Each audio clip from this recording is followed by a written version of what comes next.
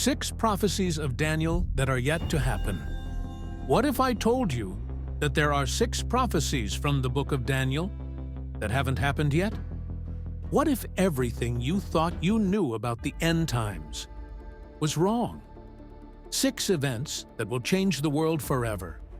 Predictions given over 2,500 years ago that are waiting to unfold. Possibly in our lifetime? Could we be living in the last days without even realizing it? Daniel was given visions of the future.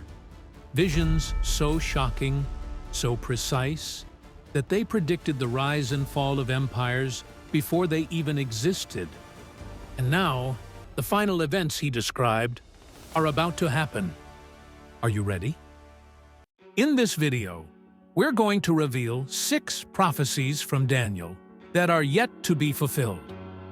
By the time we're done, you'll never look at the world the same way again. Number 1. The fulfillment of the 70 weeks prophecy. Daniel, a young Hebrew captive, was taken from Jerusalem when the mighty empire of Babylon conquered his homeland. But Daniel wasn't just any prisoner. He had a gift. And this gift may hold the key to unlocking the most terrifying truth about where we are today. A gift so powerful that it not only saved his life, but it may save ours too. A gift to interpret dreams and to see the future. Daniel 9 speaks of 70 prophetic weeks, a timeline of world events leading to the Messiah and the end times. But what if this timeline didn't just predict Jesus' coming, but also the exact moment of the final judgment? If that's true, then we're heading toward a countdown that can't be ignored. Could Daniel's 70 weeks prophecy hold the key to the exact timeline of the end? This is a prophecy so precise that it predicted the very year Jesus would come. And it also tells us what happens next. And trust me, you are going to want to hear this. Because as we break this prophecy down, a terrifying pattern starts to emerge. In Daniel chapter 9, verse 24 to 27, the angel Gabriel delivers a mind-blowing timeline of history. He tells Daniel that 70 weeks have been determined for God's people. But these aren't normal weeks. They are prophetic weeks, where each week represents 7 years. That means 70 weeks equals 490 years. 490 years. Covering the rise of Israel, the coming of the Messiah, and the end of time as we know it. This prophecy was given over 500 years before Jesus was even born. And yet, it predicted his arrival to the exact year.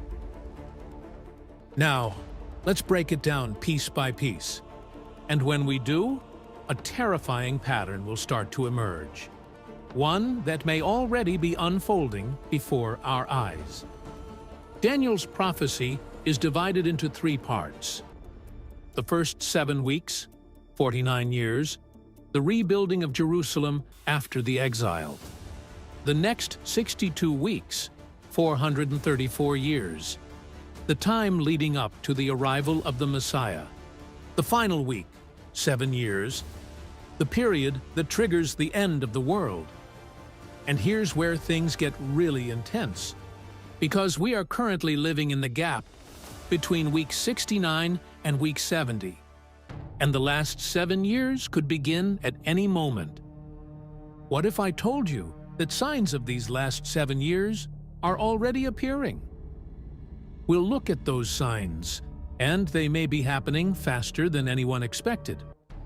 The prophecy began in 457 BC, when the Persian king Artaxerxes gave the command to rebuild Jerusalem. From that point, the prophecy predicted 483 years until the arrival of the Messiah. And guess what? If you take 457 BC and count forward 483 years, you land at 27 AD. the exact time when Jesus began his ministry. That means Daniel's prophecy wasn't just close, it was perfect. But then, something happened. Why did the prophecy suddenly stop? And what does that mean for us today? After Jesus was crucified and rose again, something unexpected happened. The prophetic clock paused. For the last 2,000 years, we've been in a mysterious gap known as the Church Age. But make no mistake, the final week is still coming. And when it does, it will trigger the most terrifying period in human history. You might think you know what's coming, but the details will leave you stunned. The final 7 years, Daniel's 70th week, is the period we call the tribulation. And it starts with one major event, and that's just the beginning. We still have 2 more world-changing prophecies to cover, and each one gets more shocking than the last. Number 2, the rise of the Antichrist. Daniel had a vision unlike any before. He saw 4 massive beasts rising from a stormy sea. Each beast represented a great kingdom that would rule the world. But it wasn't just the beasts that caught Daniel's attention. It was something far more sinister. A little horn emerging from among them. And this horn. It wasn't just a symbol. It was a prophecy of the most powerful deceiver the world would ever know. The 4th beast is a terrifying beast with iron teeth. But here's where it gets chilling. From this last beast, 10 horns emerged. And then, another smaller horn pushed its way up, uprooting 3 others in the process. And this, my friends, is the Antichrist. In Daniel 7 verse 8, he describes what he saw. While I was thinking about the horns, there before me was another horn, a little one, which came up among them, and 3 of the first horns were uprooted before it. This horn had eyes like the eyes of a human being and a mouth that spoke boastfully. This little horn isn't just another king or kingdom. It's something much darker. It speaks blasphemy against God, it gains power through deception, and it wages war against God's people. In other words, this is the Antichrist. So what do we know about this figure from Daniel's vision? Here are the key traits of the Antichrist. He rises from the 4th kingdom, meaning his empire has ties to Rome. He uproots 3 leaders to gain power, showing he is ruthless and politically cunning. He speaks blasphemous words against God, openly mocking the Almighty. He persecutes the saints, targeting those who refuse to bow to his rule. He changes laws and times, rewriting history to fit his agenda. This is no ordinary ruler. He is the ultimate deceiver, the final dictator, the enemy of God and his people. Revelation 13 expands on Daniel's vision, describing the Antichrist as a beast that rises from the sea, given power by Satan himself. He will perform miracles, deceive the nations, and force people to take a mark that determines who can buy and sell. Daniel 8 gives us even more chilling details. It says the Antichrist will cause deceit to prosper and will destroy many when they feel secure. Think about that for a moment. He won't conquer by brute force alone. He will trick people into following him. But what happens when they realize the truth? The Bible warns us that before the Antichrist fully takes control, there will be chaos, economic disasters, wars, global unrest. People will be begging for a solution. And then, he will arrive. A leader who seems to have all the answers. Someone who promises peace, unity, and stability. But it's all a lie. 2 Thessalonians 2 verse 9 to 10 warns us, "The coming of the lawless one will be in accordance with how Satan works. He will use all sorts of displays of power through signs and wonders that serve the lie, and all the ways that wickedness deceives those who are perishing. The Antichrist will not come as a tyrant at first. He will come as a hero. Once he gains the world's trust, the Antichrist will fully establish his kingdom. The world will be divided into 10 regions, just as Daniel's vision foretold. And those who refuse to worship him, they will be hunted. In Daniel 7 verse 24, he saw a vision of 10 kings who will rule together in the final days. The prophecy says, "The 10 horns are 10 kings who shall arise from this kingdom, and another shall rise after them. He shall be different from the first ones, and shall subdue 3 kings." This means, before the end, the world will be divided into 10 regions, each ruled by a powerful leader. For decades, world leaders have been working on a global system that divides the earth into 10 regions.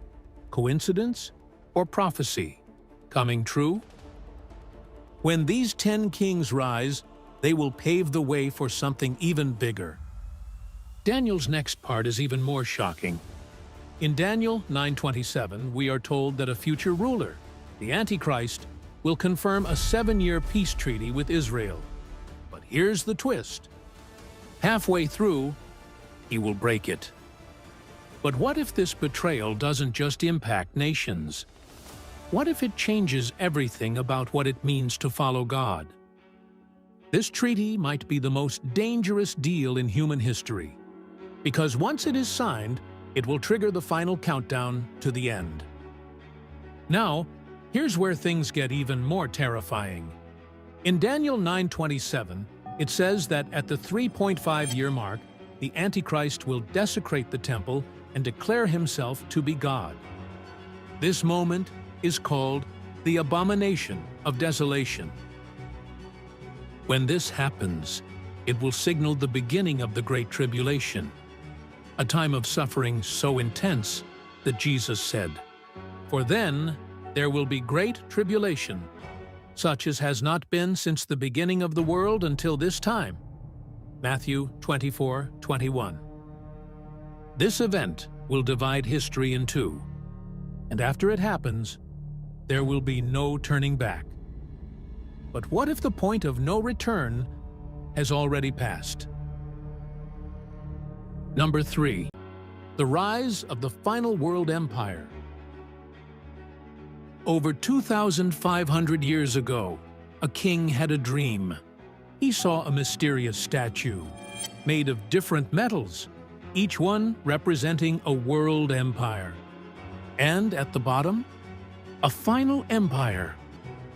Are we standing at the feet of Nebuchadnezzar's statue, right before it collapses? "And the fourth kingdom shall be strong as iron, and as the toes of the feet were partly of iron and partly of clay, so the kingdom shall be partly strong and partly broken." This prophecy wasn't just about the past. It was about the future, our future. And today, I need you to hear this, because what comes next will change the way you see world events forever. By the time the world recognizes the final empire, it might already be too late. What if the world is already under the control of this final empire, but we just don't see it yet? Could we already be living under the shadow of the final world empire without realizing it? We might be standing on the edge of the last empire in history. One night, King Nebuchadnezzar had a terrifying dream. Could this dream be more than history, but a warning for our future? Keep watching, because what Daniel saw next is even more shocking. Nebuchadnezzar was terrified of this dream. But what if the real nightmare is yet to come? This is chapter 2 of Daniel, one of the longest chapters in the Bible. The whole chapter is about a scary nightmare, a terrifying dream that shook a mighty king to his core. This king wasn't just any ruler. He was the most powerful leader the world had ever seen up to that time.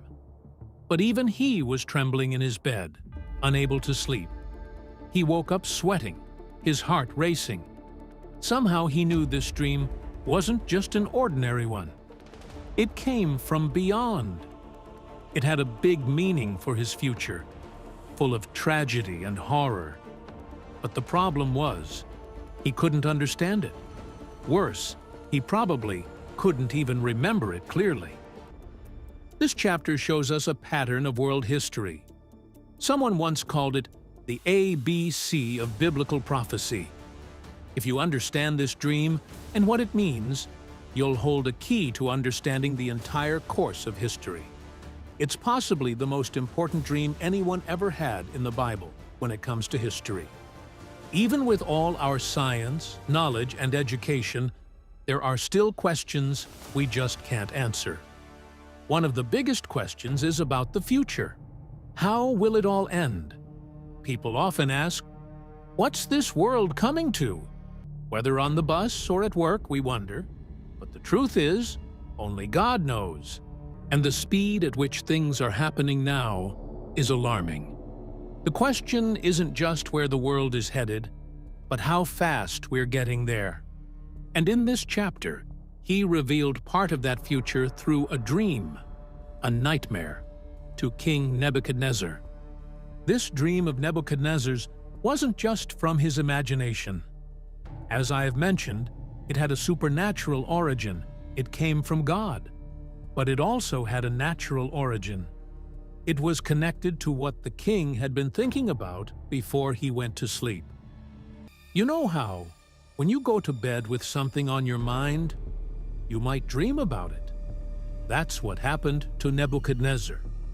Now, as you look at the statue from top to bottom, you'll notice some changes. One thing that increases as you go down is hardness. The materials get harder, from gold to silver to copper to iron, and then to iron mixed with clay. But three important things decrease as you move down the statue. First, value goes down. Gold is the most valuable, but the materials become less precious as you go lower.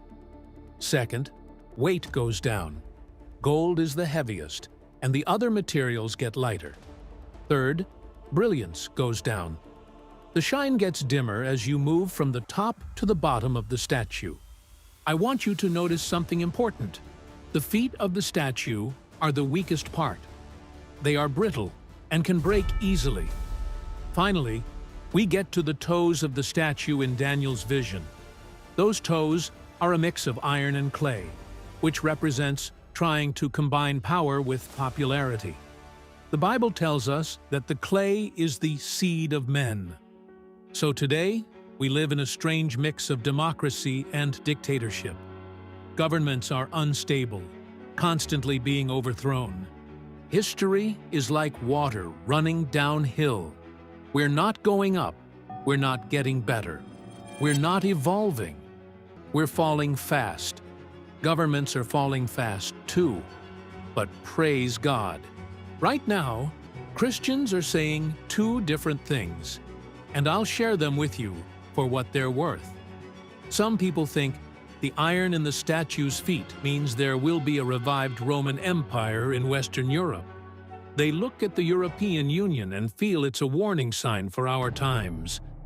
They believe Europe might become like those feet, and that Christ will one day crush them. But we must remember, this is just a human idea, and we need to leave it there until God makes things clearer.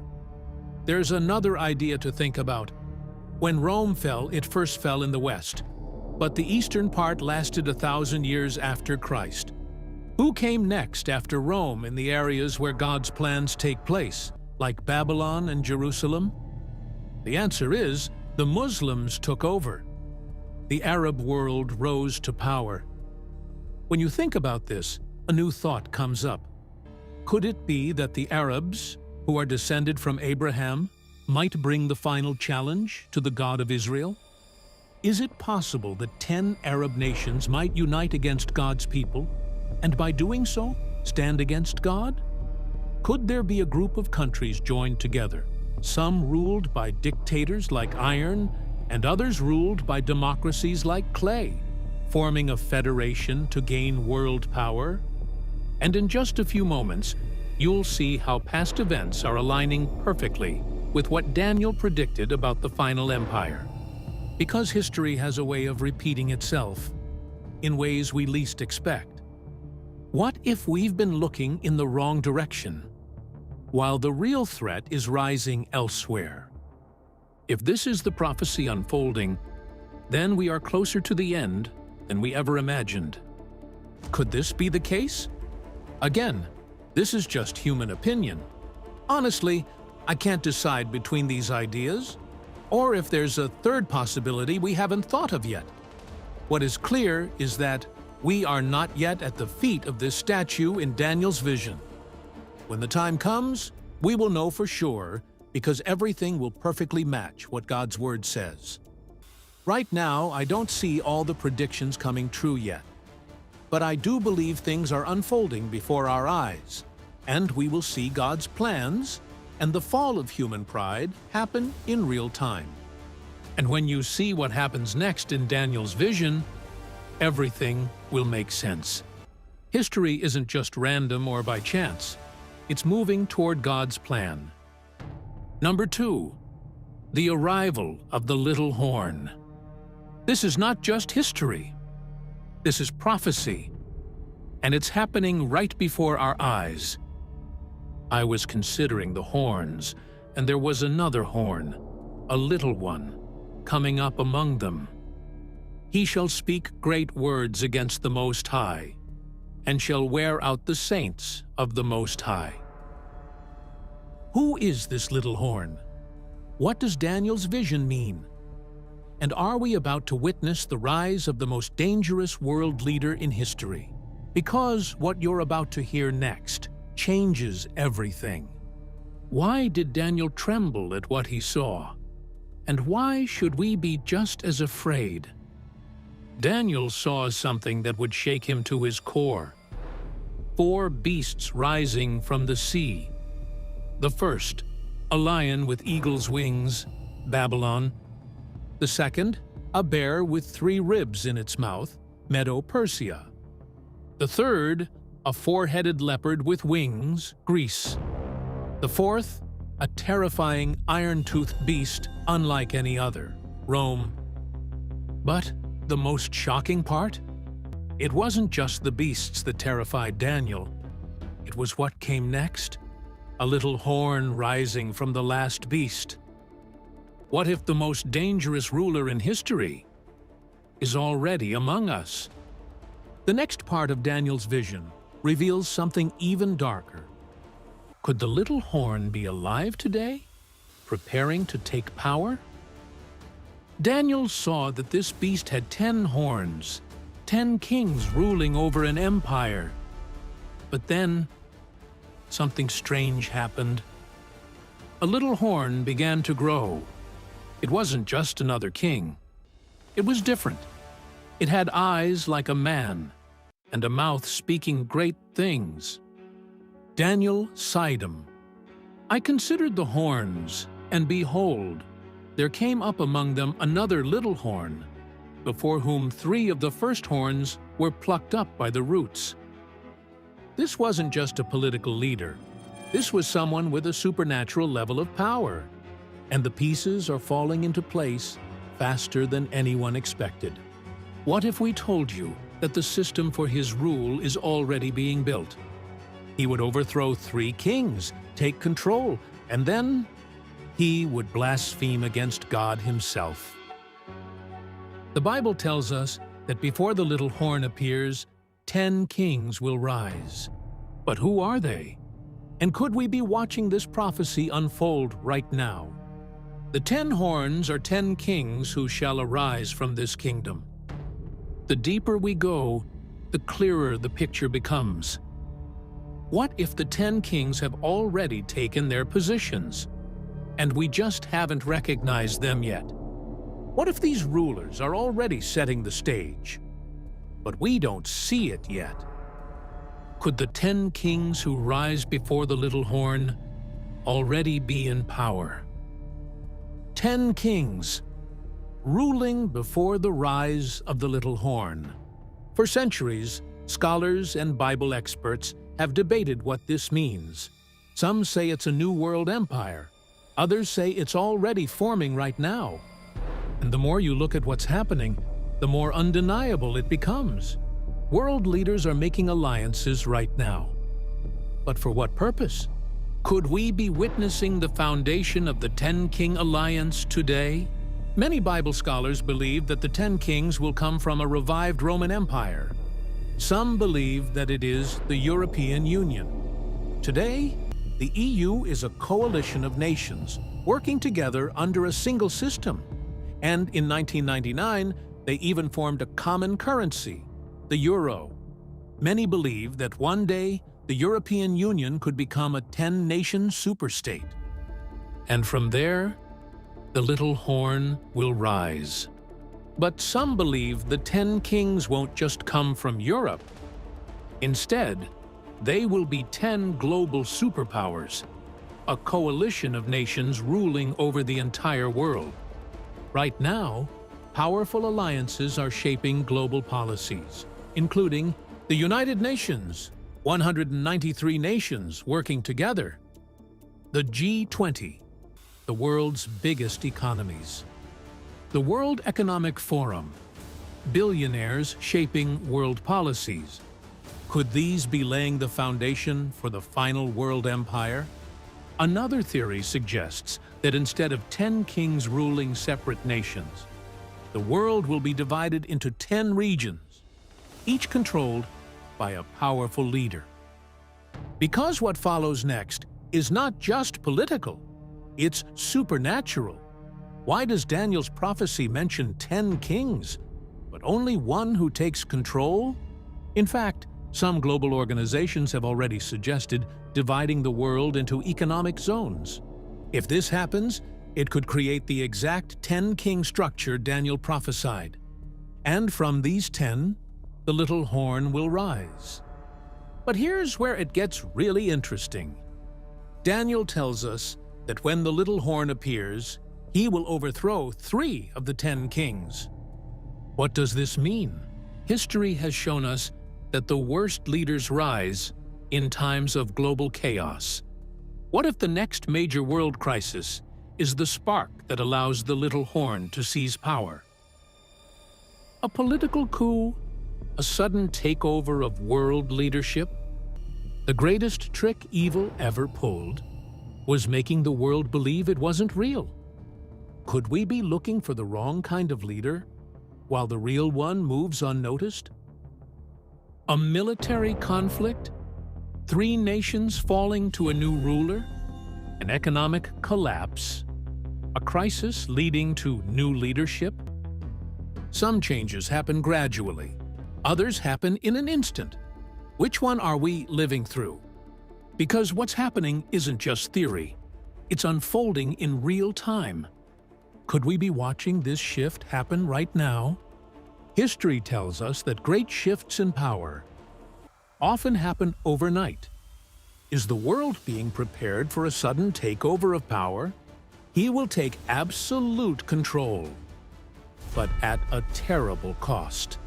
He shall speak great words against the Most High, and shall wear out the saints of the Most High, and they shall be given into his hand for a time, times, and half a time. A time is coming when every person will have to choose, and the wrong choice could cost everything. Sooner or later, everyone will have to make a decision. What if this event forces people to choose God or the system? Blaspheme against God, persecute believers worldwide, rule for a set period before judgment falls. Daniel says something very specific here. The little horn will not only rule, he will change times and laws.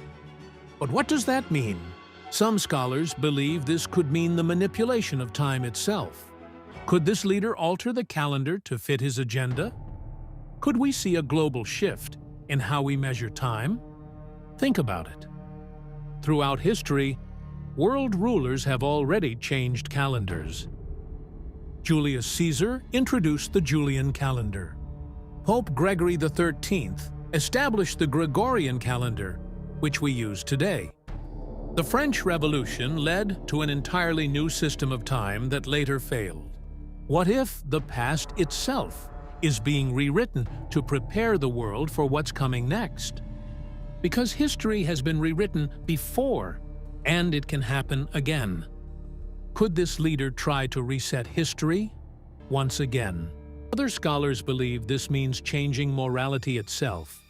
We are already watching this unfold before our eyes. Laws about marriage and life are being rewritten. We've already seen the world redefine truth. But what happens when it redefines morality itself? And when you see what's already happening, you'll realize we're closer than ever. Could this prophecy mean that the little horn will create an entirely new moral system, one that contradicts God's laws? For centuries, world leaders have pushed for a unified global system.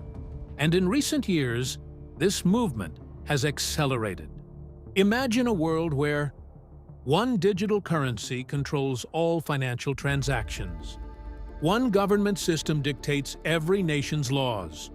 One central authority monitors what you can and cannot say.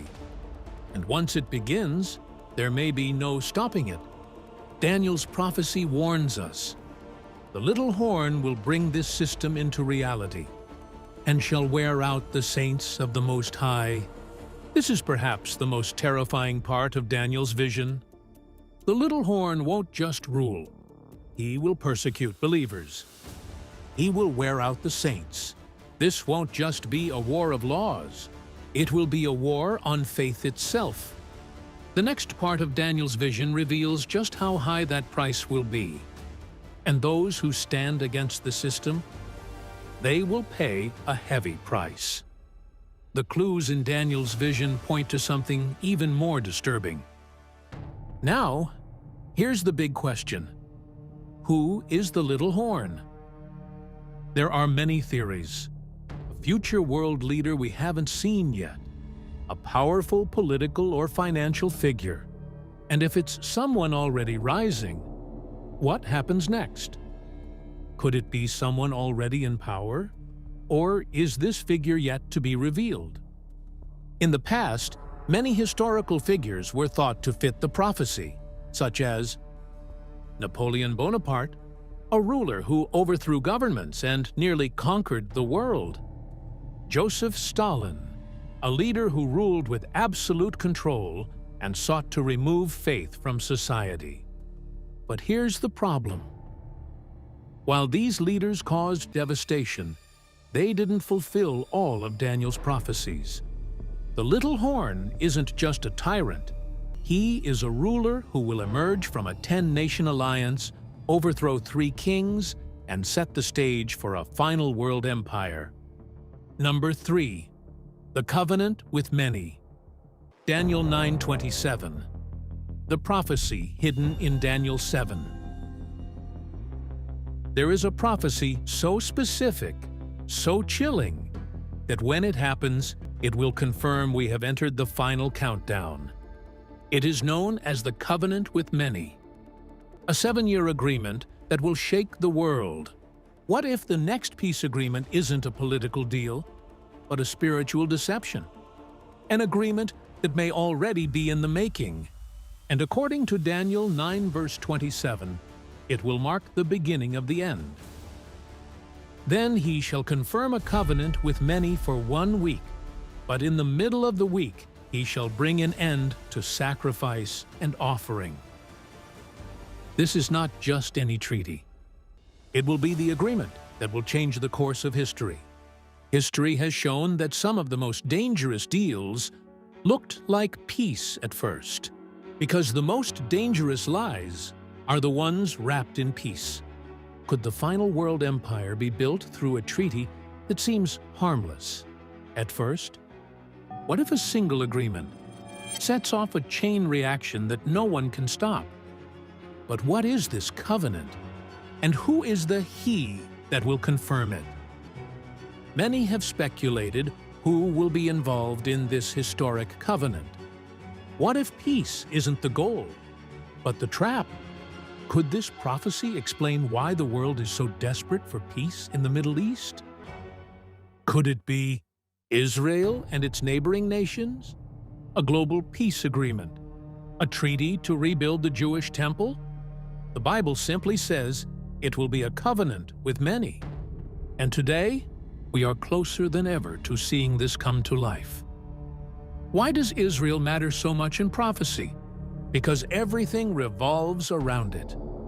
The Bible calls Israel the apple of God's eye, Zechariah 2:8.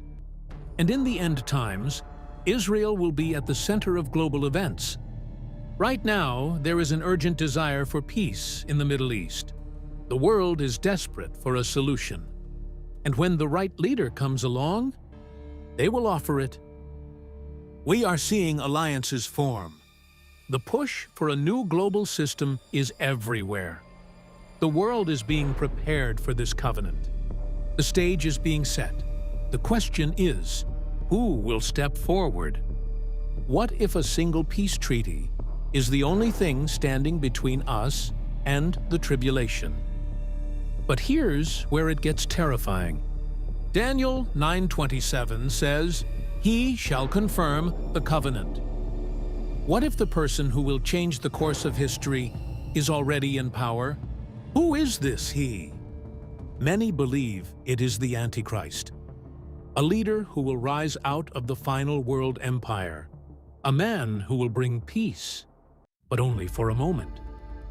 Because after 3.5 years, this covenant of peace will be shattered. This event will lead to a worse prophecy. This is Daniel's prophecy of the abomination of desolation. And today, we're closer than ever to watching it unfold. Because once this final event takes place, the countdown truly begins. But here's where things get chilling. Daniel saw visions of the future that were so accurate. History unfolded exactly as he described. And then, Jesus himself, the Son of God, referred back to Daniel's prophecy. The Bible is a history book, but it is unique in comparison to any other history book found in public libraries. It covers the entire history of the earth, starting from its creation to its end. No other history book has been published which covers such a wide range of events on our planet. This is partly because nobody was present at the beginning to witness and document it, and thus nobody can write about the beginning of our world authoritatively. We are the only ones in the world who know how it will all end, which is truly unique. The Lord didn't reveal the future just to satisfy our curiosity, but rather to prepare us for what's to come, so that we won't be caught off guard or misunderstand it.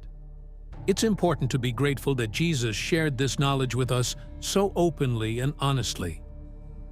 People ask, are we in the end times? The Bible speaks of the last days, a period that has lasted for 2,000 years since the prophecy was fulfilled at Pentecost. How many of these predictions need to come true before the return of Jesus? The answer is approximately 20, and we must observe these events happening before we can anticipate the Lord's return. Jesus instructed us to remain watchful and prayerful. But what should we watch out for? We cannot just stand idle and gaze at the clouds, waiting for Him to appear. That's not what He meant. Instead, He meant that we should keep track of the happenings in the world and recognize the signs that He provided to help us prepare. Signals are the signs. In Matthew chapter 24, the disciples asked Jesus about the signs of His return. They wanted to know what to do if they didn't know when it would happen. Jesus gave a direct and clear answer, which we can be grateful for. In the book of Revelation, He provides a more detailed response, but in this chapter, He gave a brief summary of the signs that would precede his arrival. The disciples came to Jesus secretly while he was sitting on the Mount of Olives, and Jesus spoke about the abomination of desolation. What is this abomination, and when can we expect this? Matthew 24, verse 15.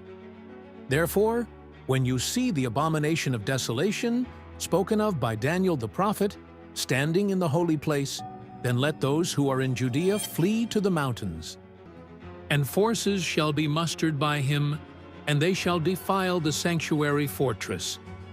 Then they shall take away the daily sacrifices, and place there the abomination of desolation. The abomination of desolation is an event where a powerful leader enters the temple.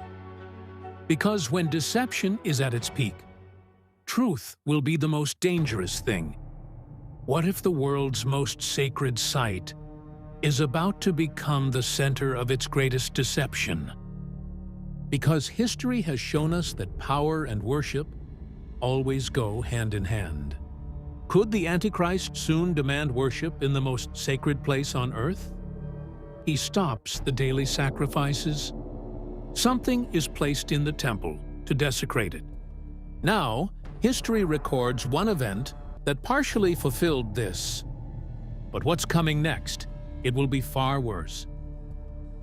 In 167 BC, a ruler named Antiochus IV Epiphanes did something unthinkable.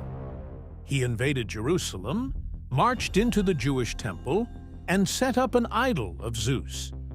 And to make it worse, he sacrificed a pig, an unclean animal, right on the holy altar of God. For the Jews, this was the ultimate blasphemy. But why does this matter today? Prophecy doesn't always unfold slowly. Sometimes the world changes in a single night, because some of the greatest turning points in history happened in a single moment. Could we wake up one morning and find out the prophecy has been fulfilled overnight? And what happens next will fulfill what has been prophesied for thousands of years.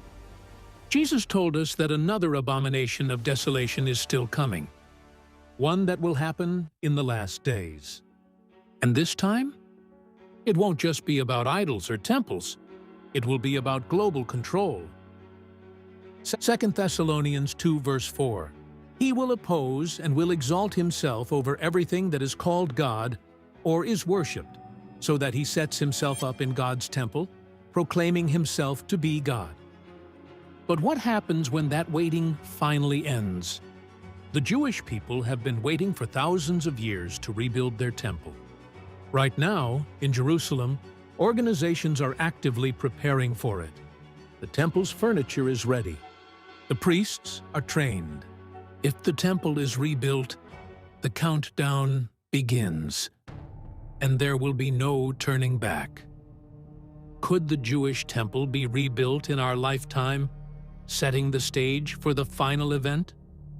All that's missing? The right moment to build. This is the moment that changes everything. And when that happens, the final countdown begins. Once this happens, there's no going back. And this event will kick off the next prophecy. If this prophecy unfolds in our lifetime, then we are living in the final chapter of history. And what follows will be unlike anything the world has ever seen. The question isn't if it will happen, but how soon. If the abomination of desolation is near, that means time is almost up. The kingdom that will last forever. After all the chaos, after all the wars, after the rise and fall of kingdoms, there is one final prophecy, the most beautiful promise ever given. If Jesus is coming back, what should we be doing right now to prepare? A kingdom is coming, a kingdom that will never fall. A kingdom ruled not by men, not by corrupt leaders, but by God Himself. In Daniel 2:44, we are given this prophecy. And in the days of these kings, the God of heaven will set up a kingdom which shall never be destroyed, and the kingdom shall not be left to other people. It shall break in pieces and consume all these kingdoms, and it shall stand forever. Did you catch that? A kingdom that will never be destroyed. It will break apart every earthly empire and replace them with something eternal. For thousands of years, men have ruled the earth, and every single one of their kingdoms has fallen. Babylon, gone. Persia, gone. Greece, gone. Rome, gone. Even today's superpowers. Why? Because every kingdom built by men is temporary, but the kingdom of God is forever. So, what will this kingdom be like? First, it will be ruled by Jesus Christ himself. Revelation 11 verse 15 says, "The kingdoms of this world have become the kingdoms of our Lord and of his Christ, and he shall reign forever and ever." Second, it will be a kingdom of perfect peace. No more wars, no more suffering, no more corruption. Third, it will be a kingdom where God lives with his people. Revelation 21 verse 3 tells us, "Behold, the tabernacle of God is with men, and he will dwell with them, and they shall be his people. God himself will be with them and be their God." Let that sink in. God himself will live among us. No more distance, no more mystery. We will see his face. But here's the best part. In Revelation 21:4 it says, "And God will wipe away every tear from their eyes. There shall be no more death, nor sorrow, nor crying. There shall be no more pain, for the former things have passed away." Can you imagine a world like that? This isn't just a dream, it's a promise. A world where there's no more disease, no more hospitals, no more cemeteries. A world where you will never have to say goodbye to a loved one again. This isn't just a dream. It's a promise. But here's the question. Who will be in this kingdom? Who gets to enter? In John 3 verse 3, Jesus said, "Most assuredly, I say to you, unless one is born again, he cannot see the kingdom of God." The kingdom isn't just for good people. It isn't for those who try their best or do a few nice things. It's for those who have been born again through Jesus Christ. At the end of time, every person will face two choices. Will you be part of God's kingdom, or will you be left behind? To enter God's kingdom, or to stay in the kingdoms of this world, which will all be destroyed? Which side will you choose? Christ's own words also make it clear that he will return. His earthly teaching was filled with references to his second coming. Many of his parables spoke of it. In fact, the Gospels include entire chapters dealing with events related to the second coming. For example, Matthew 24 to Matthew 25 and Luke 21.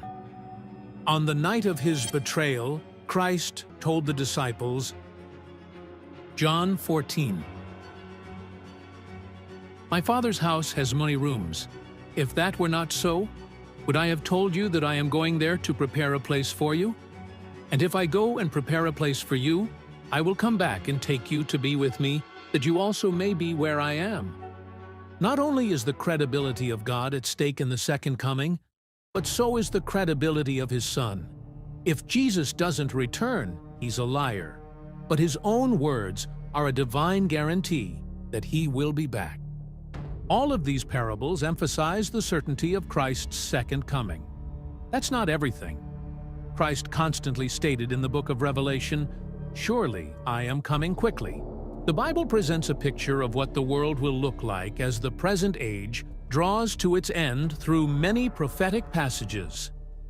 Jesus used the example of Noah's time to explain that the world was carrying on with their daily activities like eating, drinking, and getting married. All things continued as normal. That is, until Noah and his family entered the ark, at which time the deluge, cataclysmos, came and destroyed all the people. Pate. Even though life seemed to go on as usual before the flood and the punishment of Sodom and Gomorrah, Jesus said that when he comes back, there will be some sense of normality. Jesus didn't say that everything would be fine or that there wouldn't be any problems. Conditions before the flood and before the judgment of Sodom and Gomorrah were terrible, but the wickedness was accepted as normal and routine. The word translated revealed is apocalyptete, from which we get our modern word apocalypse, but the ancient Greek word has the idea of revealing or unveiling. When Noah's flood came, one could imagine people trying to keep their possessions safe while they themselves perished vainly. Even so, if one is ready for Jesus' coming, they will not be concerned about the material things left behind. The heart's focus shouldn't be on what's in the house, but on what's in heaven. Do we want to be friends with the rest of the world? This world represents everything that is opposed to God, the wickedness that was once a part of your life. Consider the innumerable examples of people who had the opportunity to do the right thing and then lost that opportunity forever. Pharaoh, Nadab and Abihu, Korah and his gang, Judas Iscariot, and so on. In that night, there will be two men in one bed. The one will be taken, and the other will be left. This passage is often applied to the rapture, a term applied to Jesus' coming for his people at a time when the world seems to run in the normal routines of life. And after he said these things, he was caught up as they looked on, and a cloud took him up out of their sight. While they were looking intently into the sky as he was going, two men in white clothing suddenly stood beside them, who said, "Men of Galilee, why do you stand looking into the sky? This same Jesus, who has been taken up from you into heaven, will return in just the same way as you have watched him go into heaven." 2 points stand out in these verses. First, the Jesus who returns to earth the second time is the very same Jesus who lived here on earth with us and went back to heaven following his resurrection. And second, he will return to earth the same way, in like manner, as he went back to heaven. How did Jesus ascend to heaven after his resurrection? Did he go in secret? Number these Taja, the disciples watched him literally rise into the air until a cloud obscured his view. As a result, these verses indicate that Jesus will return to earth in the same manner, not in secret.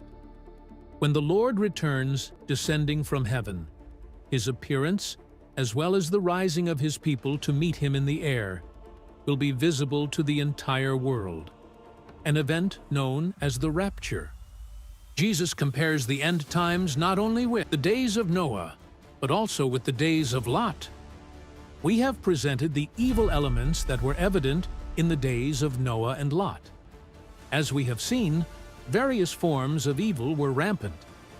However, it would be wrong for me to close this picture of the days of Noah and Lot without also showing the positive side of the picture, because there was a positive side in two main respects.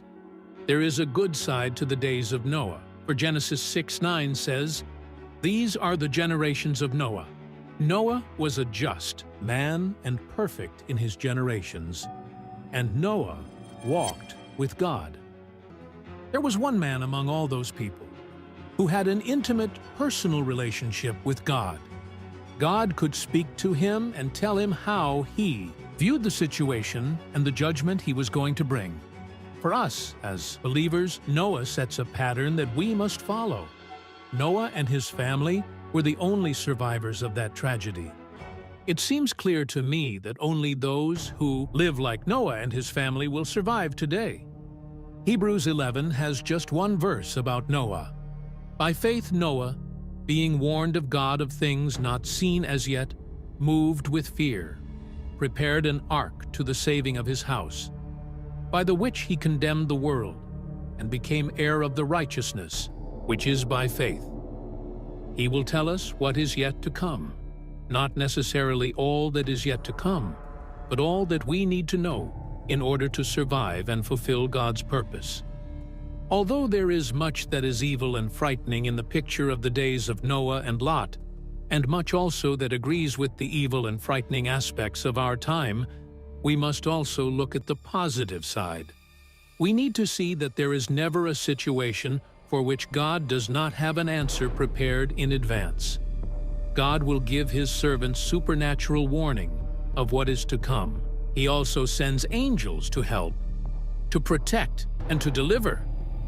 We can expect these good things from God in our day. One of these days, the world will be judged. Are you safe in the ark? The same door that shut those on the outside out is the door that shut those on the inside in. The same waters that destroyed the world were the waters that lifted up the ark. Many seem to be confused because they do not understand the book of Revelation. However, what if there was an animation showing the entire book? Well, we created that. And to watch that, click here.